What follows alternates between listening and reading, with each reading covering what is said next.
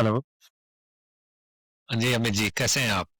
बस बढ़िया, आप बताइए, बस कैसा रहा बढ़िया, दिन? देखो एक साल निकल गया, बजट आ गया 2026 का। मुझे हाँ, लग रहा है आज कल बजट आ गया। 2025 की बात कर रहे थे और 26 हुँ, भी आ गया। हाँ और हाँ, संडे के दिन बजट आया है। इस बार तो बिल्कुल रिकॉर्ड ही ब्रेक कर दिया। हाँ, आज फाइनेंस आज मिनिस्टर खैर ने भाई। हाँ। आज थोड़ा-सा रिएक्शन ठीक नहीं रहा मार्केट का, हाँ, तो थोड़ा आज क्रैश हो मैं गया। सुन लिया। आज करीब 1500 पॉइंट मार्केट नीचे आ गया। चलो और देखते कब? हैं बजट में क्या-क्या आया है। एक बार थोड़ा-सा रिव्यू करते हैं बजट का हाँ कि जी, बजट में बिल्कुल। क्या हाँ, क्या-क्या अच्छा लग रहा है, क्या-क्या खराब है। देखो वैसे तो क्या है कि बजट तो हमेशा ही ठीक आता है। बट भाई सरकार अ, तो अपनी तरफ से अच्छा ही देती है, बट सरकार तो उसका अपनी तरफ से कोशिश करती है, बट उसका हाँ, इम्प्लीमेंटेशन है, उसका सारी चीज़ें हैं कि वो किस क्योंकि तरीके से आपको वो इम्पैक्ट तो डालती है। जी बिल्कुल सही कह रहे, 365 डेज के लिए बताती है कि सरकार ऐसा करना चाहती है। अब वो हाँ। ग्रास रूट लेवल पे इम्प्लीमेंट करने वाले उसको कितना करते हैं, किस तरीके से उसको देखते हैं, इस पे हाँ। सारा कुछ डिपेंड हो जाता है बेसिकली तो। हुँ, हुँ, हुँ। तो स्टार्ट वहीं से करेंगे, जो सबका कॉमन मुद्दा होता है कि हाँ भई सैलरी क्लास के लिए क्या है? जी बिल्कुल। तो तो सैलरी क्लास के लिए कोई कोई मतलब मैं तो अगर मैं ऑनेस्टली बताऊँ मैं बहुत ज़्यादा एक्सपेक्ट भी नहीं कर रहा था, क्योंकि पिछले साल ही इन्होंने स्लैब में चेंज किया था। और थोड़ा-सा राहत दी थी पिछली बार, तो मैं इस बार तो मेरे को क्लियर ही था कि इस बार बहुत ज़्यादा कुछ नहीं होने वाला है। हाँ, सरकार हर बार इतना राहत दे भी नहीं सकती बिकॉज़ हाँ, मोस्टली जो इनकम है वो सैलरी वाले लोगों के टैक्स से ही आती है, डायरेक्ट टैक्स से। राइट, सो हाँ, राइट। उसमें स्पेस कम ही है। पिछले साल काफ़ी काफ़ी बड़ा डिफरेंस दिया था गवर्नमेंट ने, आई पिछले मस्ट से। साल काफ़ी बड़ा तो मतलब मेरी एक्सपेक्टेशन भी नहीं थी कि इस बार कोई हुँ, बहुत ज़्यादा चेंज आएगा उसमें, तो हर साल कर भी नहीं सकती है गवर्नमेंट, बट ठीक है। अब वो एक छोटा-सा स्टैंडर्ड डिडक्शन में 50,000 से 1,00,000 इन्होंने हुँ, हुँ, किया है। अब हुँ, देखो हुँ। उसका क्या इम्पैक्ट आता है, बट उसका तो कोई बहुत ज़्यादा मेजर इम्पैक्ट नहीं होता, वो तो ऑलमोस्ट नील ही है। हाँ, जब क्योंकि इन्फ्लेशन इन्फ्ले बढ़ जाता है आपका, तो उसके हिसाब से देखें हाँ। तो वो कुछ भी नहीं है, नील ही है। भई अगर हम एक्टिव इन्फ्लेशन की बात करें तो 7 से हुँ, 8% इन्फ्लेशन होता है। तो अगर हुँ, हुँ, सरकार को कुछ एक्चुअल में पढ़ाई करना था या पढ़ाई करना है या कोई भी रेवोल्यूशनरी कदम उठाना है, तो मेरे ख्याल से किसी को ये करना पड़ेगा कि सीपीआई इंडेक्स को शायद लिंक कर दे कि भई हर साल जिस तरीके से इन्फ्लेशन बढ़ रही है, जिस तरीके से हुँ, चीज़ें हुँ, चेंज हो रही हैं, उस हिसाब से आपका एडजस्टमेंट होता रहे। बट वो एक हुँ, बहुत दूर हुँ। की कौड़ी है, पता नहीं क्या नहीं, होगा बिल्कुल उसमें, सही कैसे बात। होगा। अब एक दूसरा चीज़ है कि भई जो हमारा इंफ्रास्ट्रक्चर है, तो उसपे जो सरकार का खर्चा है लगभग 12.5 लाख करोड़ रुपए का केपेक्स इन्होंने डिसाइड हुँ, करा है। हुँ, तो सड़कें, हाईवे, पोर्ट्स अ, रेलवे सब पे फ़ोकस है, तो वो तो पिछले 4-5 सालों से चल ही रहा है।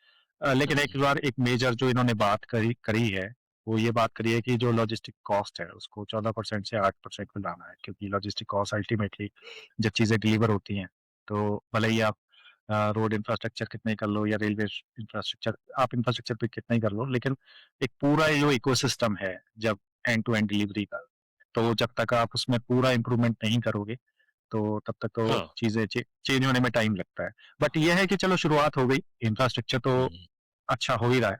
हुँ, अब उसमें कि चलो सेकंड स्टेप अब ये ले रहे हैं कि भई लॉजिस्टिक कॉस्ट 14% से 8% हाँ। लाना है। अच्छी बात है हालाँकि सरकार का इस तरफ ध्यान गया है क्योंकि ये एक हिडन कॉस्ट है हुँ, लॉजिस्टिक वो दिखती नहीं है ओपन नहीं है कि ये कॉस्ट है आपको बट इंडस्ट्री हुँ, के लिए वो काफी एक बहुत बड़ी कॉस्ट है हुँ, आपकी उसकी वजह से आपका मैन्युफैक्चरिंग जो ओवरऑल कॉस्ट है वो बढ़ जाती है राइट।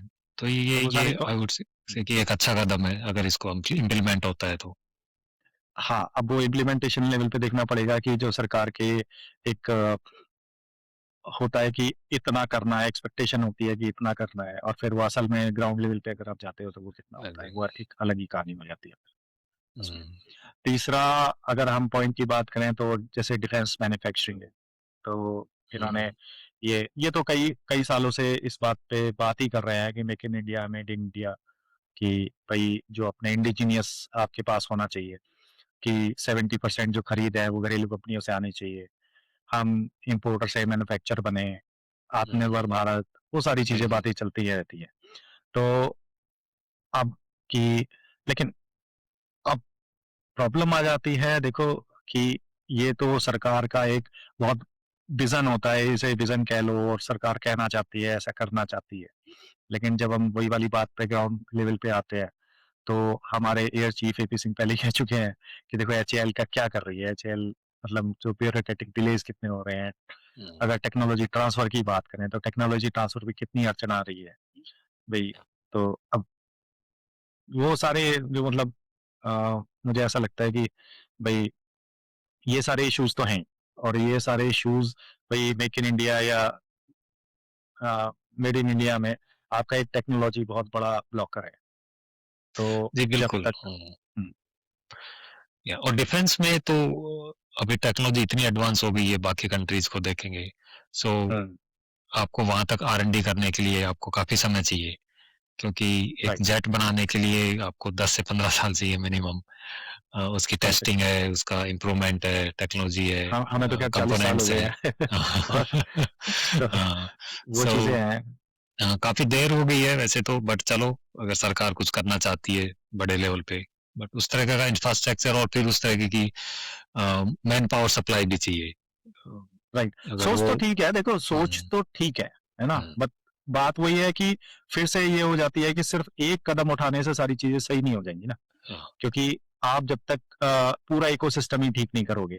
अब करेक्ट। वो सारा इकोसिस्टम सिर्फ ये नहीं आता कि भाई आपकी जो टेक्नोलॉजी जो है, हम कितना इन्वेस्ट टेक्नोलॉजी में कर रहे हैं, हमारे आने वाली जो जनरेशन है, हम अपने स्टूडेंट्स को, हम अपनी जनरेशन को कितना टेक्नोलॉजिकल इनेबलमेंट कर रहे हैं उनका, करेक्ट, है हाँ, ना। है ना, अगर आप कितना आप यूनिवर्सिटी में, हाँ, मैथमेटिक्स की हालत देखो या आप साइंस के ऊपर फोकस देखो, तो मुझे ऐसा लगता है कि हमारे टाइम में साइंस और मैथ पे फोकस ज्यादा था। ठीक है, सही आज बात। की डेट में मतलब हम 360 होलिस्टिक डेवलपमेंट के नाम पे अब पता नहीं क्या हो रहा है। वो भी हो सकता है कि बहुत सारे चेंजेस आ रहे हैं, लेकिन जहां तक मुझे लगता है कि टेक्नोलॉजी, हमारी नई जनरेशन की टेक्नोलॉजी की बात है, तो उस पे इनको एक होलिस्टिक डेवलपमेंट ही चाहिए कि आपको आने वाले जो स्टूडेंट हैं या जो नए स्टूडेंट्स हैं, उनको कैसे आप मतलब एक मैथमेटिक्स और साइंस पे आप उनका फोकस करवाओगे, हाँ, और वो बहुत बड़े लेवल पे चाहिए, हाँ, है ना। मतलब मैं ये तो कहूँगा कि हम जो भारत के जो खासकर नई जनरेशन आ रही है, वो टेक्नोलॉजी का यूजर ना बन के क्रिएटर बननी चाहिए। एग्जैक्टली, अभी हम खुश तो हो रहे हैं कि हमने टेक्नोलॉजी लिया है, ये कर लिया, सोशल मीडिया आ गया, हर आदमी उसको यूज करता है, लेकिन वो एंड यूजर है, वो उसका हाँ, क्रिएटर नहीं है ना, वो क्रिएटिविटी नहीं है, या वो रिस्क रिस्क फैक्टर नहीं है लड़कों में या लड़कियों में हम्म, या हमारे स्टूडेंट्स हम्म, में कि भाई चलो आज ऐसा कुछ नया क्रिएट किया जाए, वो जोश नहीं है। जो कुछ नया भी स्टार्ट हो रहा है वो तो कॉपी हो रहा है कहीं से, या पुराने आइडियाज को ही नया रूप देके उसको ले आते हैं मार्केट में। हाँ, जब तक पूरा फाउंडेशन ही बहुत अच्छा स्ट्रॉन्ग टेक्नोलॉजिकल फोकस ना हो, तो तब तक मतलब अब जैसे आईआईटीज की बात करो या जितने भी ये संस्थान है, तो ज्यादातर फोकस क्या हो रहा है, ज्यादातर फोकस ये हो रहा है कि हम जो पहले से ही माइंड सेट हो जाता है कि बहुत अच्छी नौकरी में निकलना है। हाँ, राइट, उनका फोकस है कि मुझे अच्छी नौकरी लेनी है, उसका फोकस ये राइट, नहीं है कि मुझे कोई कुछ क्रिएट करना है, मुझे एंटरप्रेन्योर बनना है या मुझे कोई टेक्नोलॉजी डेवलप करनी है, वो फोकस नहीं है। फोकस नहीं है उसके तो बहुत सारे रीजन है, हम सिर्फ स्टूडेंट्स को नहीं डाल सकते या इंस्टीट्यूशंस को, राइट, सोसाइटिकल भी प्रॉब्लम है, जहाँ तक मुझे समझ में आया यूके आने के बाद। नहीं नहीं, आप बिल्कुल सही कह रहे अ, कि वो सपोर्ट नहीं है। हैं। वो मेरे यहाँ एक कहावत है कि पियोन को सबकी ज्यादा रेस्पेक्ट है, क्योंकि वो उससे ज्यादा काम निकलवाना होता है। तो उसको हर आदमी सलाम कर रहा होता है सुबह सुबह। वही एक बिजनेसमैन आ जाए तो दूसरी नजर से देखते हैं, यार इसने पक्का कुछ घपला किया होगा तभी ये इतना अमीर है ना। ये एक मेरे साइड में बहुत कॉमन परसेप्शन है ये। बट जब जरूरत होती है पैसों की तो लोग बिजनेसमैन के पास ही जाते हैं, क्योंकि पैसा तो वही है।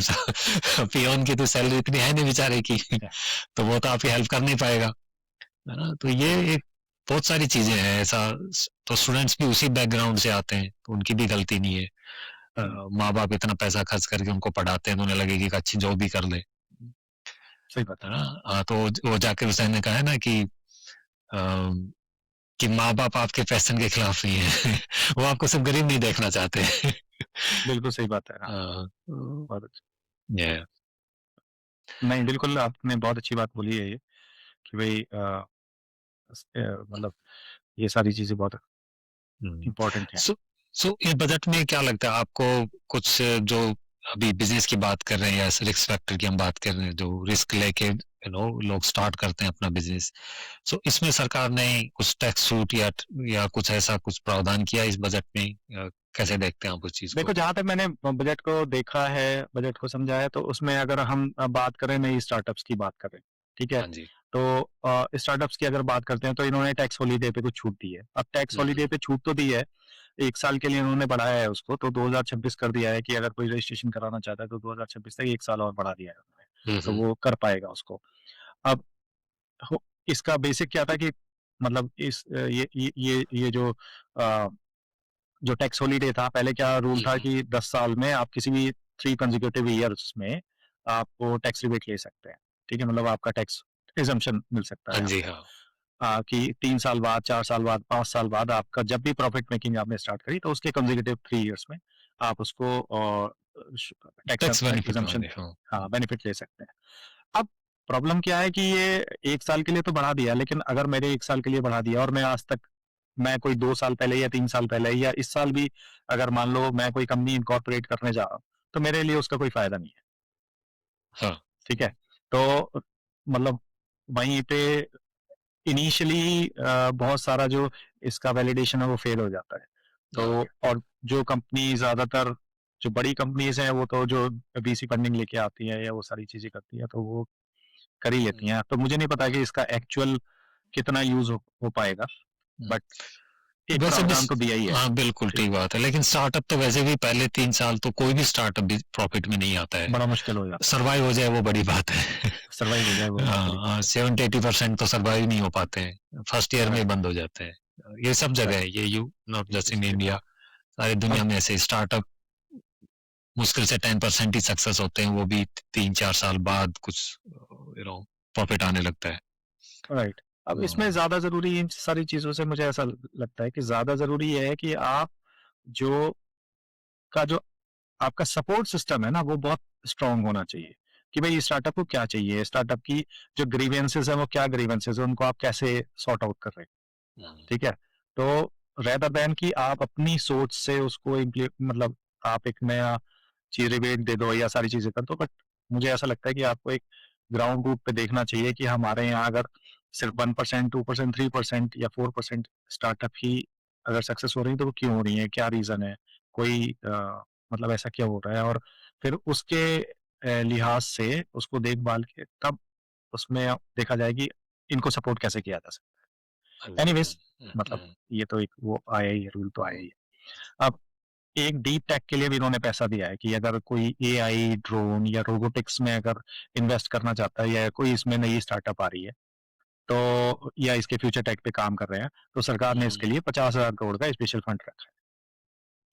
तो मुझे ऐसा लगता है आइडिया तो अच्छा है, सरकार पैसा लगाएगी, 50,000 करोड़ रुपए का फंड रखा है आपने। तो लेकिन अब इसमें भी बहुत सारी चीज़ें आ जाती हैं, जैसे आपके सीधे बैंक अकाउंट में ना देके इसको फंड्स ऑफ फंड्स के रूप में या सिडबी के ज़रिए वेंचर कैपिटलिस्ट इसको देंगे, ओके। ठीक है?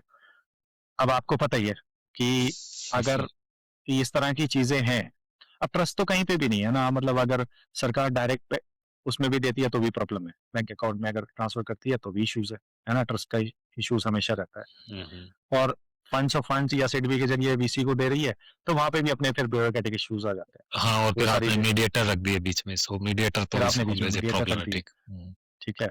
तो अब मीडिएटर रख देते हो तो वहाँ फिर फेवरिज़्म चलता है, ठीक है? वहाँ फिर जो इश्यूज़ होते हैं फिर वो सारे इश्यूज़ आ जाते हैं।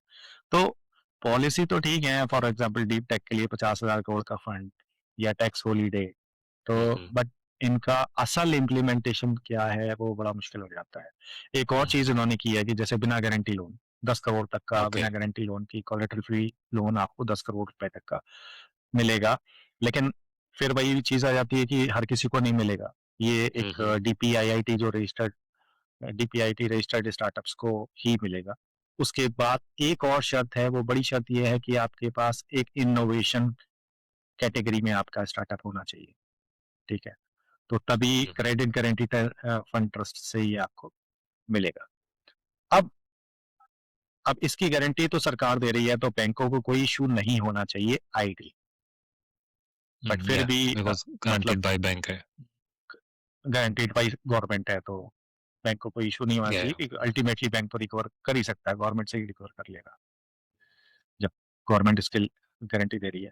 तो किताबों में या कॉपी पे तो अगर बहुत अच्छा लग रहा है भाई बुक रूल तो बहुत अच्छा है।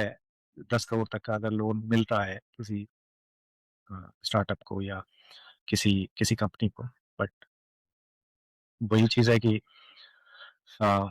कितना इम्प्लीमेंटेशन वाली बात है।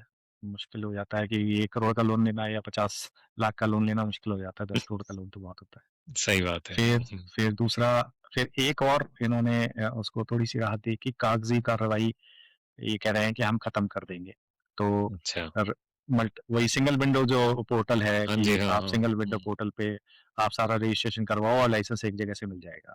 हुँ, अब हुँ। ये तो पहले भी इन्होंने कई जगह, कई स्टेट्स में सिंगल विंडो सिस्टम किए हैं, हुँ, देखो, हुँ। और इसको ये बोल रहे हैं कि ये इंटीग्रेट कर दिया है। मुझे ऐसा लगता है, मेरी ऐसी फीलिंग है मतलब और एक्सपीरियंस है कि ये लोग कर देते हैं कि भाई डिजिटलाइजेशन तो कर देते हैं हर चीज़ का, हुँ, लेकिन हुँ। डिजिटलाइजेशन के पीछे फॉर एग्ज़ाम्पल मैं एक एग्ज़ाम्पल लेता हूँ कि जैसे एक स्टेट में आपने अगर लैंड परचेज़ करनी है और उसपे कोई कोई भी आपको फॉर एग्ज़ाम्पल रिज़ॉर्ट बनाना है या कोई कुछ और हुँ, होटल हुँ। बनाना है या आपको कुछ और करना है, ठीक है? तो वहाँ पर आपको सिंगल विंडो सिस्टम अवेलेबल है ऑलरेडी। हुँ, हुँ। तो आप सारे फॉर्म वगैरह आप सिंगल विंडो सिस्टम पे या परमिशंस के लिए हाँ जी। डाल देते हो, वन विभाग की या आपकी जो भी फॉर्मेलिटीज़ होती हैं, आप सारी हुँ, हुँ। वहाँ पे कर देते हो। टाइम जो उसकी टाइमलाइन भी है कि 1 महीना, डेढ़ हुँ, हुँ। महीना के आस-पास उसकी टाइमलाइन भी है कि भई इसमें आपको सिंगल विंडो सिस्टम से आपको क्लीयरेंस मिल जानी हुँ, चाहिए। हुँ। वहीं पे सब आइडियली तो सिंगल विंडो सिस्टम है तो आपको वहीं से सब कुछ मिल जाना चाहिए, हुँ, हुँ, ठीक है? हुँ। हुआ क्या है, ये मेरा ही एक्सपीरियंस है, 1.5 साल हो चुका है हुँ, उसको, हुँ। ठीक है? अब करीब सवा साल बाद तो सिंगल विंडो सिस्टम क्लीयरेंस हुआ, ठीक है? अच्छा। वहाँ से क्लीयरेंस मिल गया हुँ, आपको हुँ। सवा साल बाद, ठीक है? क्योंकि उसमें भी वो करते रहे, कभी कोई अधिकारी नहीं मिल रहा है, कभी आप हुँ, हुँ। कहीं जाओ तो छुट्टी है, कभी कुछ जो हाँ इंडियन जी, इश्यूज़ हाँ। होते हैं, वो सारे इश्यूज़ हैं, ठीक है? कहीं ये चीज़ रह गई है, ये चीज़ और लेके आओ। अब वो चीज़ ऐसी हो जाती है कि ये पेपर लेके आओ, वो पेपर लेके आओ, उस पेपर को बनाने में फिर आपको हुँ। ऐसी और नई-नई वहाँ चीज़ें क्लियर बताई। जो लिखा होता है कि सिर्फ़ आपको लेट्स से कि 5 पेपर चाहिए, वो तो आप बना लोगे, उसके बाद भी वो कुछ हाँ, भी माँग लेते हैं। उसके बाद में कुछ भी माँग लेते हैं, ठीक है? आपको पता तो ही नहीं है कि एनीवेज़ इसकी ज़रूरत क्यों है? Right, right. आपने एनीवेज़ वो सारी चीज़ें इकट्ठी करके आपने जमा कर दी, आपने जो भी फीस है वो सब सब भर दी, ठीक है? उसके बावजूद कहीं न कहीं वेरिफ़िकेशन और वैलिडेशन तो देखो ज़मीन पे पटवारी करेगा या इंस्पेक्टर करेगा या हाँ वन जी। विभाग का कोई अधिकारी करेगा। वो तो फिज़िकल होगा। जब फिज़िकल। फिज़िकल होगा तो उसमें ऑब्जेक्शन लग गए हाँ। कि ये ऑब्जेक्शन हो गया, अब उस ऑब्जेक्शन को भी आप फिज़िकली ही रिमूव करवाओगे, ठीक है? हुँ, हुँ। अब वो फिजिकली आपने वो सारे रिमूव करवा लिए, सारा फाइनल जब सिटीजन सर्टिफिकेट आकर कंप्लीशन सर्टिफिकेट आ गया आपके पास, आप जब उसमें कुछ कंस्ट्रक्शन कराने चले तो आपके पास नगर निगम वाले आ गए हुँ। कि नगर निगम का ये और टैक्स बनता है साहब। हाँ, और उस पहले अब ऐसा कहीं अब नहीं आप लिखा कह हुआ था कि आपको नगर निगम से भी लेना है। कहीं नहीं लिखा हुआ और ना उसकी हुँ, जरूरी है, ना उसका मतलब नहीं पता कि वो जरूरी है, नहीं पता है, जबकि वहां से नगर निगम जो पड़ता है, नियरेस्ट नगर निगम 21 किलोमीटर दूर है। तो नगर बताइए। निगम कैसे आ गया पिक्चर में नहीं पता, हुँ, ठीक है? हुँ। तो मतलब पॉइंट ये है, अब वो बात किसी को नहीं पता अगर आप डिस्ट्रिक्ट हेडक्वार्टर में जा रहे हो और जहां आपने सिंगल विंडो आपने क्लियरेंस लिया है, वहां आप जा रहे हो तो आप कह रहे हो कि नगर निगम वाले ऑब्जेक्शन कर रहे हैं, नो ऑब्जेक्शन हुँ, हुँ। सर्टिफिकेट चाहिए वहां से, ठीक है? ये कह रहे हैं हमें तो नहीं पता, ये तो वही बात जानते हैं, ठीक है? अगर आप नगर निगम में जाते हो, उनसे ये कहते हो कि सिंगल विंडो सिस्टम आपने लिया हुआ है, कह रहे हैं हम नहीं मानते हैं उसको, हम नहीं ठीक है? हमारा मानते, तो अलग ये से तो चलता हमारे लिए हमारा है, ये हमारी तरफ आप से भी अपने लो भई। आप अपनी लिस्ट हमें बना लो, कैसे छोड़ आप दिया? हाँ, हाँ, राइट, हमें कैसे आप छोड़ अपनी दिया? लिस्ट बना लो, ठीक है? हाँ। तो वो चीज हो जाती है, तो मतलब जब आप अब ग्रीवेंस का कोई सिस्टम नहीं है, ठीक है? आपके पास कोई सिस्टम नहीं है कि आप उसको बाईपास कर दो। आपके या आप पास एक उसको ही तरीका चैलेंज है कि करो। जो हुँ, या आप उसको चैलेंज करो। आपके पास वो सिस्टम है नहीं, चैलेंज करने का, या कोर्ट जाओगे तो सिविल मैटर है। लग जाएँगे 10 साल, 15 साल। अब मैं 10 धंधा साल, करूँगा 15 या साल। कोई धंधा करेगा, जो धंधा हाँ, करना 10 चाहता साल है, या आप कोर्ट कैसे केस लड़ेगा, कैसे वेट करोगे? या वही को आपने कोर्ट जो आइडिया कोर्ट लिया केस है, लड़ेगा, जो राइट? आपने इन्वेस्टमेंट लिया है पूँजी, वो क्यों बात वेस्ट हो गया ना पूरा। आप इतना राइट। वेट नहीं कर सकते, बिज़नेस इतना इतना वेट नहीं वेट आप नहीं करेगा। कर सकते। तो हुँ, इश्यूज़ ये हैं, ठीक है? तो मतलब मुझे अच्छा लगता है कि जब कोई कहता है कि सिंगल विंडो सिस्टम है, बट इश्यूज़ होते ग्रास हैं। रूट लेवल पे और काम करने की ज़रूरत है उसकी बेसिकली। बहुत ज़्यादा मतलब आपको फिर से मैं वही कहता हूँ पूरा एंड टू एंड इकोसिस्टम में आप जब तक इम्प्रूव नहीं करोगे, आप सिर्फ एक चीज़ से हुँ, कुछ भी इम्प्रूवमेंट नहीं आता है। वो हुँ, सारा सिस्टम अपना बना देता है। मैं आपको एक और एग्ज़ाम्पल देता हूँ, बहुत अच्छा एग्ज़ाम्पल देता हूँ कि आप जैसे कचहरी में जाते हो या तहसील में जाते हो, आपको घर का रजिस्ट्रेशन कराना है या किसी ज़मीन का रजिस्ट्रेशन कराना है, ठीक हुँ, है? हुँ, वहाँ पर आप जाओगे, सारा डिजिटलाइज़ेशन हो चुका है। ये कहते हैं कि हुँ, हुँ, डिजिटलाइज़ेशन हो चुका है। रजिस्ट्रेशन जो आपका डिजिटलाइज़ है। आपको पहले वकील के पास भी जाना पड़ेगा, आपको सारे पेपर भी बनवाने हुँ, हुँ, पड़ेंगे, ठीक है? वो तो सारी चीज़ें हैं। फिर हाँ, आपका जो फिंगरप्रिंट है या आपका थंब प्रिंट है या आपकी आई रेटिना आई है, वो आपका डिजिटल हो गया है, हुँ, ठीक है? हुँ, तो डुप्लीकेसी के चांस खत्म हो गए हैं। लेकिन ये काम आसान होना चाहिए था, राइट? या अब आप जाते हो तो आपको कोई गारंटी नहीं है कि आप उसी दिन जाके आप उसी दिन रजिस्ट्री करा लेंगे। हुँ, क्योंकि जो गवर्नमेंट का पोर्टल है, जहाँ से ये हुँ, सारी हुँ, चीज़ें होती हैं, बहुत फ्रीक्वेंट है छोटे शहरों में टियर 2, टियर 3 में तो कि आपको हर दिन हो सकता है आपको 2 दिन जाना पड़े, हो सकता है हर किसी का यही होता है, सारा सिस्टम बैठ जाता है हाँ कि जी, भई सर्वर सर्वर डाउन है आज आज, हाँ, आज सर्वर सर्वर डाउन है। डाउन है, हाँ, हाँ, हाँ, ये मैंने ठीक है? भी देखा, अभी रिसेंटली इंडिया गया था तो कुछ काम था तो ये भाई ये सर्वर ये डाउन है ये आज। ये हर हाँ, जगह इश्यू है कि हर सर्वर जगह डाउन है। इश्यू अब है। आप हाँ, कुंभ में 5,000 करोड़ लगा रहे हो, तो ये बहुत अच्छी बात है, ठीक है? बट आप 500 करोड़ या 250 करोड़ सर्वर अपग्रेड सर्वर पे भी पे तो लगा लगा दो। सकते हो। हाँ, वही आप सर्वर अपग्रेड पे भी लगा हाँ, सकते हो। हाँ, एक किसान है, उसको फर्द निकालनी है, ठीक है? हुँ, डिजिटलाइज़ है सिस्टम, हुँ, हुँ, फर्द का तो डिजिटलाइज़ सिस्टम है, हाँ, लेकिन होगा क्या कि अगर मेरे को हिस्सा-फार चाहिए, जिसे हिस्सा-फार कहते हैं कि आपके जो खसरा खतौनी में कि कितना हुँ, पार्ट आपका है, कितना आपके हाँ जी, जो आपके ब्रदर्स हैं उनका है या जो जो सारी चीज़ें हैं, हाँ, अगर वो आपको चाहिए, ठीक है? क्या सिस्टम होना चाहिए जब सारा डिजिटल सिस्टम है, आप गूगल मैप पे जाओ, वहाँ से निकालो, ठीक हुँ, है? आप वहाँ तहसील में जाने की ज़रूरत ही नहीं है या आप वहाँ से डिजिटलाइज़ उसको भेज दो और डिजिटल आपके पास हुँ, फॉर्म आ जाना चाहिए, आइडिया तो ये होना हुँ, चाहिए। हुँ, लेकिन होगा क्या, आप सुबह तहसील जाओगे, ठीक है? वहाँ पे 11 साढ़े 11, 12 बजे एक बंदा बैठेगा जो फर्द निकालेगा, हुँ, हुँ, ठीक है? उसपे वो स्टाम्प करेगा, फर्द तो आप इंटरनेट से प्रिंटर से भी निकाल सकते हो, आप प्रिंटर से भी निकाल सकते हो, लेकिन हाँ। उसको उस वो मान्य नहीं है, हाँ, ठीक है? वो वैलिड नहीं है। हाँ, वो वैलिड नहीं उस है, पे मेहर चाहिए, मोहर चाहिए उसपे उस मोहर चाहिए, पे। ठीक है? तो वो आपको निकालेगा। अब होता क्या है, उसके बाद आप पटवारी के पास जाओगे, पटवारी उसपे अपनी स्टैम्प लगाएगा, वेरिफिकेशन करेगा, जो है तो पूरे दिन का काम है। जो कि हुँ, काम 5 मिनट का या 10 मिनट का काम था, वो पूरे दिन का काम है, ठीक है? हुँ, किसान ये मान के जाता है कि मैं आज जा रहा हूँ, हो सकता है आज काम हो जाए शाम तक या आज ना भी हो, कल जाना पड़े। क्यों? अगेन वही प्रॉब्लम हुँ, कि मैं जाऊँगा, तो पता नहीं उस विंडो पे लाइन लगी हुई होगी और वो लाइन क्यों लग रही होगी कि जैसे सर्वर डाउन है, फर्द नहीं निकलेगी आज, हुँ, ठीक है? तो प्रॉब्लम ये नहीं है कि आप नई चीज़ें कर रहे हो, चीज़ें इम्प्रूव कर रहे हो, तो आपको मुझे ऐसा लगता है कि मतलब सरकार जो सारी चीज़ें बताती है, वो आप कुछ भी नई चीज़ मत लाओ। अब जो पुरानी चीज़ें हैं, उसको उनमें ठीक करो। उसको ठीक कर दो और बजट भी वही एलोकेट करो कि हमें इसे ठीक हाँ, करने का बजट दिया है, ठीक है? हुँ, इसका इम्प्लीमेंटेशन हम ये करेंगे कि इस साल हमारे इम्प्लीमेंटेशन साब 4%, 5%, 10% या 25% है। हम इसको उठा के हम इस वाले बजट में यहाँ से यहाँ ले जा रहे हैं, हाँ, है ना? तो वो आइडली एफिशिएंट सी आपको देखनी पड़ेगी। अब कैग अपनी रिपोर्ट अलग देता है, कैग को मानता कौन है आज की डेट में, या वो रिपोर्ट ठीक है, है? वो तो रिपोर्ट आ गई है, ठीक है बस। हाँ, रिपोर्ट आ गई है, हाँ, सारी उसका चीज़ें हैं, कोई बट आपके लिए ऑब्लिगेशंस नहीं है उस रिपोर्ट के, है ना? उस वो तो सिर्फ उसके बताती है ऑब्लिगेशन आपको कि आपने क्या किया, क्या नहीं किया, दैट्स इट, इतना ही है। हाँ, अब सरकार अब ठीक है कि मतलब एक बहुत पुराना ट्रेडिशनल लेकिन इस बजट के पैरेलल कुछ ऐसा भी होना चाहिए कि भई कितना परसेंट इम्प्लीमेंट हुआ है, हाँ, ये भी तो हमें पता चलना चाहिए कि कहाँ हुँ, क्या एफिशिएंसीज़ हैं, भई डेफ़िसिट ठीक है, ये सारी चीज़ें ठीक हैं। ऐज़ ए आम आदमी भई मेरे को क्या कैग अ, रिपोर्ट का क्या करूँगा, है ना? ठीक मैं है, कैग रिपोर्ट का 2-4 क्या लोगों करूँ? के लिए है वो यूज़फुल, बट मीडिया के हुँ, लिए यूज़फुल है, बट मेरे लिए यूज़फुल नहीं है। मेरे लिए है हाँ, तो मैं कचहरी में जाऊँ तो मेरा काम जो आपने बोला उसी तरीके से होना चाहिए। मेरे लिए वो यूज़फुल है हाँ, ना? मेरे लिए अब रिपोर्ट क्या कहती है, आप क्या डेटा बोलते हो, वो इम्पोर्टेंट नहीं है ना? राइट, एक एंड यूज़र के लिए जो मेरे लिए बनाया गया है, जो आपने प्रॉमिस किया है, वो डिलीवर होना चाहिए। राइट, तो वो चीज़ है। अब एक और चीज़ है इन्होंने और बजट में दिया है कि भाई जैसे हम इसकी सोलर सब्सिडी की बात करते हैं, तो सोलर सब्सिडी है, तो सोलर सब्सिडी पे वही 300 यूनिट फ्री जो रूफटॉप सोलर के लिए है। वहाँ पे भी मैं आपको एक प्रॉब्लम बताता हूँ, वहाँ सबसे बड़ी प्रॉब्लम ये है कि भारत भाई है, बहुत बड़ा प्रोड्यूसर है सोलर पावर का इस टाइम। प्रॉब्लम ये है कि ग्रिड कहाँ पे है? हमारे पास स्टोरेज सिस्टम नहीं है। तो हम बिजली तो प्रोड्यूस कर रहे हैं, राइट? लेकिन उस बिजली को स्टोर कहाँ कर रहे हैं वो नहीं पता। मुझे उस बिजली की रिक्वायरमेंट नहीं है। अगर सरकारी बिजली की रिक्वायरमेंट नहीं है या मेरा काम नहीं चल रहा है या मेरे रात में बंद है, तो उस बिजली का मैं क्या करूंगा जो प्रोड्यूस होके आ रही है?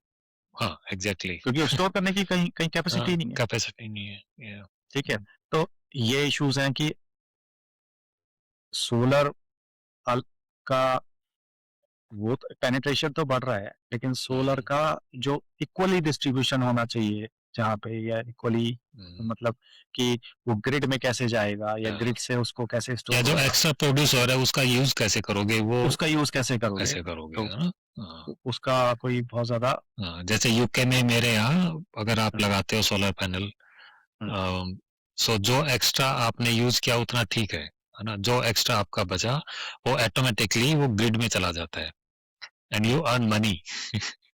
सो हाँ नहीं, वो हाँ, इंडिया में भी है, वो हाँ, कुसुम स्कीम है, वो यहाँ पे भी स्कीम्स हैं, सारी स्कीम्स हैं, कुसुम करके स्कीम है, तो उसमें आपको आप ये 4 मेगावाट तक के या उससे भी ज्यादा या 2.5 मेगावाट तक के अलग अलग स्टेट में अलग अलग रूल्स हैं, अलग अलग सिस्टम है, तो वहां पे भी आप अपना एक सोलर प्लांट लगा सकते हो और सोलर प्लांट अच्छा। आप अपनी ग्रिड को दे सकते हो।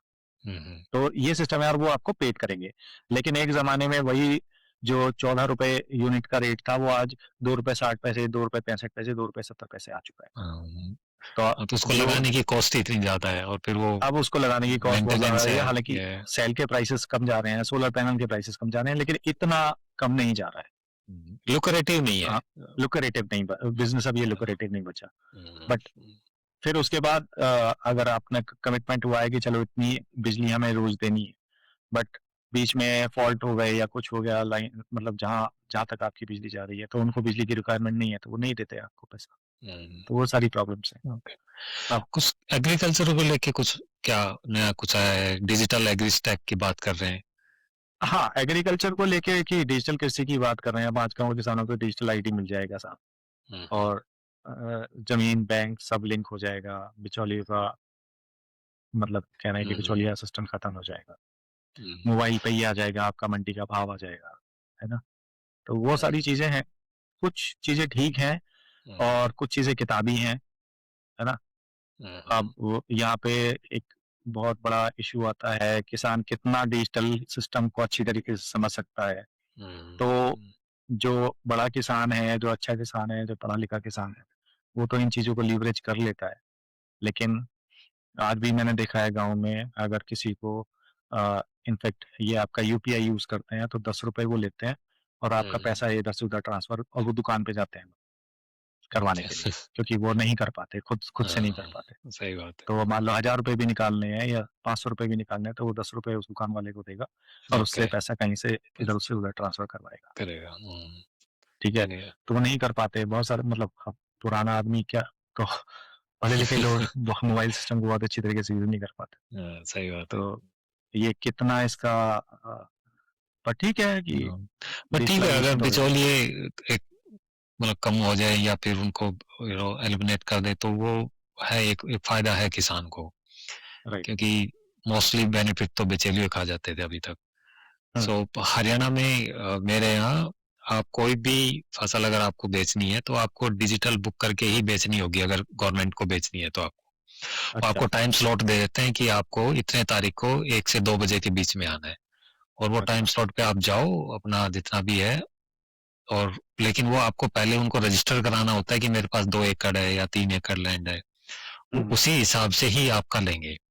अगर आप सोचो कि दूसरों की खेती करके और फिर आप वो बेच आए, वो नहीं होता है।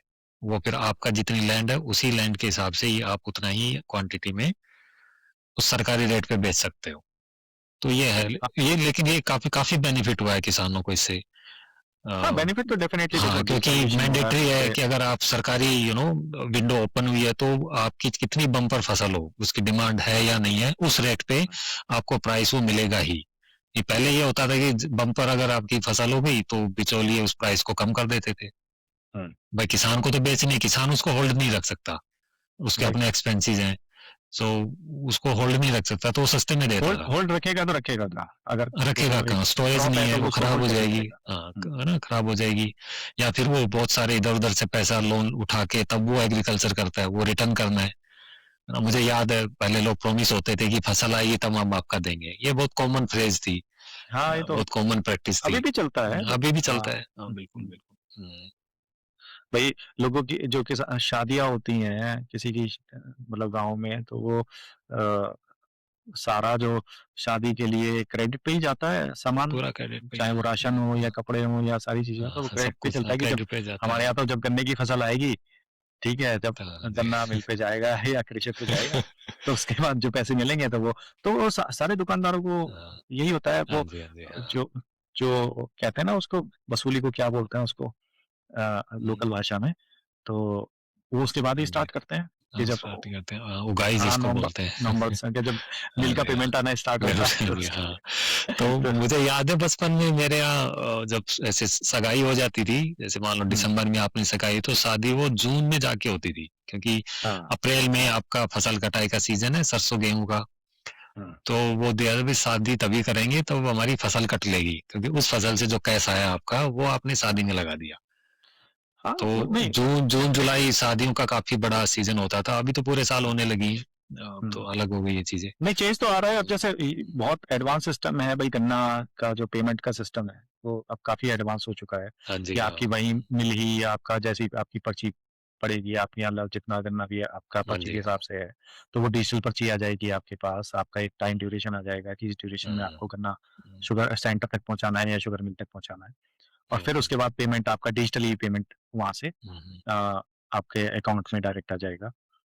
टाइम ये अच्छी कितना बात है है। ये डिपेंड करता है बट हुँ, हाँ, ये एक सिस्टम तो बन गया है और फिर उसपे केवाईसी वगैरह सब होता है। ओके। तो हुँ, हुँ, एक सिस्टम हुँ, तो बना है और ओके। इम्प्रूवमेंट तो हो रहा है बट वही वाली बात है कि इम्प्रूवमेंट हुँ, यहाँ अपना काफ़ी स्लो ही होते हैं। जी, बिल्कुल, बिल्कुल। और एक और पॉइंट है अगर हम बात करें कि जैसे वही जो हम पहले बात कर रहे थे अनुसंधान फंड, 1 लाख हुँ, करोड़ रुपए हुँ, का अनुसंधान फंड रखा है हुँ, कि हुँ, 50 साल के सस्ते लोन R&D के लिए प्राइवेट सेक्टर को हुँ, हुँ, ये बेसिकली देंगे। तो इनोवेशन पुश के लिए बेसिकली उन्होंने प्राइवेट सेक्टर ओके। को ये 1 लाख 50 साल के लिए ये रखा है। तो वो चीज़ें अब इसको कंपनियाँ कैसे लेती हैं, कैसे ये रिलीज़ होता है, हुँ, हुँ, इसमें मतलब इसका इम्प्लीमेंटेशन कैसे होगा, इसको रिस्क अवर्स कंपनीज़ यूज़ करेंगी, नहीं करेंगी, हुँ, हुँ, हुँ, हुँ। फंड अप्रूवल में डिले होंगे, नहीं होंगे, कितने डिले होंगे हुँ, और हुँ, हुँ, तो अब इससे इनोवेशन होगा, नहीं होगा, बैलेंस शीट में कहीं प्रॉब्लम तो हुँ, नहीं आ हुँ, जाएँगी या प्रॉब्लम करना स्टार्ट तो नहीं कर देंगे लोग, तो वो हुँ, सारी चीज़ें हैं एक। बट अब बजट में दिया है 1 लाख करोड़ रुपए, हाँ, तो बिल्कुल रखे सही हैं है। तो मतलब हाँ, एटलीस्ट सरकार ने इनिशिएटिव तो लिया है, करने हाँ, की कोशिश तो इस कर रहे तरफ हैं। ध्यान की है, ये कंसेप्ट आया है मार्केट में, सो कुछ हुँ, ना कुछ तो हुँ। होगा आने वाले समय में। हाँ, और ये हुँ, बहुत इम्पोर्टेंट है इस टाइम क्योंकि जिस तरीके से पूरे दुनिया में हम टेक्नोलॉजी में चीन से पिछड़ रहे हैं, हम हुँ, हुँ। टेक्नोलॉजी में ओवरऑल पिछड़ रहे हैं, हाँ जी, हाँ, तो बिल्कुल। मतलब लैग लैग कर रहे हैं डेफ़िनेटली तो ये हुँ, इस तरह के फंड बहुत इम्पोर्टेंट हैं इंडिया के लिए हुँ, कि कुशन होना चाहिए लोगों के पास और जब तक फंड नहीं होगा तब तक रिसर्च होना देखो बड़ा मुश्किल है हाँ, क्योंकि और रिस्क को कहीं न कहीं तो स्टार्टअप के लिए तो गवर्नमेंट को मिटिगेट करना ही पड़ेगा, बिकॉज़ जी, इंडिविजुअल तो नहीं कर सकता उसको। इंडिविजुअल करता है बट इंडिविजुअल मतलब फिर वही चीज़ें आ जाती हैं कि आप लार्ज कितना स्केल पे नहीं करेगा? कर सकते ना, किसी ने किया ठीक है, बहुत लार्ज स्केल पे नहीं लार्ज किया जा स्केल पे नहीं सकता। कर सकते। लार्ज स्केल पे बड़ी करने चीज़ों के के लिए लिए नहीं कर आपको सकते हाँ। हाँ जी, हाँ, गवर्नमेंट का सपोर्ट चाहिए, वो सभी जगह है। हुँ। या अब तो लोग तो ये भी नहीं समझते ना री-इंजीनियरिंग कर लेते हैं सेम चीज़ को। सेम चीज़ को बनाने की भाई इनोवेशन के हाँ, नाम पे री-इंजीनियरिंग हो रही है, ठीक है? री-इंजीनियरिंग हो रही है। एग्ज़ैक्टली। राइट। तो वो चीज़ है कि मतलब इनोवेशन बता के इनोवेशन रियल इनोवेशन कितना हो रहा है। बट हुँ, जनरली ज़्यादातर लोग उसको री-इंजीनियरिंग ही कर रहे हैं कि जो पहले से ही अवेलेबल करेक्ट है हाँ। उसका ही थोड़ा-सा उसमें चेंज करके हम ये और चीज़ बना देते हैं। तो उस वो तो हुँ, एक्चुअल में इनोवेशन नहीं है। हुँ।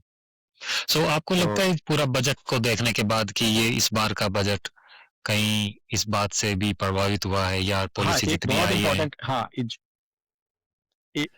मतलब जो मेजर पार्ट है वो तो हमने अभी डिस्कस ही नहीं करा, वो है कि भई एसटीटी इन्होंने का जो रेट इन्होंने इंक्रीज़ करा है। तो जो आपका फ्यूचर ट्रेडिंग पे और ऑप्शन ट्रेडिंग पे एक हाँ जी। जो ब्रोकरेज लगती है, मतलब जो एसटीटी जो सरकार का टैक्स लगता है, हुँ, उस टैक्स हुँ। को इन्होंने काफ़ी हद तक इंक्रीज़ कर दिया है और इसीलिए मार्केट में वो तबाही मची है। 1500 हाँ, पॉइंट अच्छा, के आसपास हाँ। वो मार्केट गिर गया है हुँ, क्योंकि उसको ट्रेडर्स बहुत पॉजिटिवली, पर उस पॉजिटिवली क्या नेगेटिवली ही ले रहे हैं उसको। हुँ, हुँ, हुँ, बट मुझे ऐसा लगता है कि जैसे इन्होंने ये इसको थोड़ा-सा जो रिटेल पब्लिक है, हुँ, हुँ, उसको शायद अ, डीमोरलाइज़ करने के लिए भी हो सकता है इन्होंने किया हो। हुँ, क्योंकि हुँ। एफएनओ में, फ्यूचर एंड ऑप्शंस में रिटेल पब्लिक बहुत जा रही है और वो 95% अपना पैसा लूज़ ही करता है। लूज़ ही कर रहे हैं, इंस्टीट्यूशनल हाँ, उसका इन्वेस्टर्स ही वजह होता हो है जो सकती है। जो हुँ, तो इन्होंने ये फंड, मतलब इन्होंने ये जो टैक्सेस हैं, इस टैक्सेस को ओके। इन्होंने हुँ, बढ़ा दिया है और कहीं न कहीं से तो रेवेन्यू निकालेगी ही। हाँ, वो तो कुछ है। कहीं कुछ कम होगा तो कहीं कुछ कहीं चेंज ज़्यादा जाएगा, होगा। वो तो हुँ, हाँ, वो वो तो तो है। जो फिस्कल डेफिसिट को इन्होंने रखना ही है, वो जब हुँ, 4.5% पे इन्होंने राजकोषीय घाटे का लक्ष्य रखा हुँ। है, तो फिर सारे टैक्सेस तो कम नहीं कर सकते, कहीं न कहीं तो हाँ, वो एडजस्ट तो है। करेंगे। कहीं न कहीं बैलेंस तो बनाना ही होता है। बैलेंस तो बनाना है, तो ओवरऑल अगर हम हुँ, बात करें पूरे बजट की, अगर हम पूरे बजट की बात करते हैं तो ये बैलेंस है, ठीक है। हुँ, कुछ चीज़ें ज़्यादातर चीज़ें ठीक ही हैं।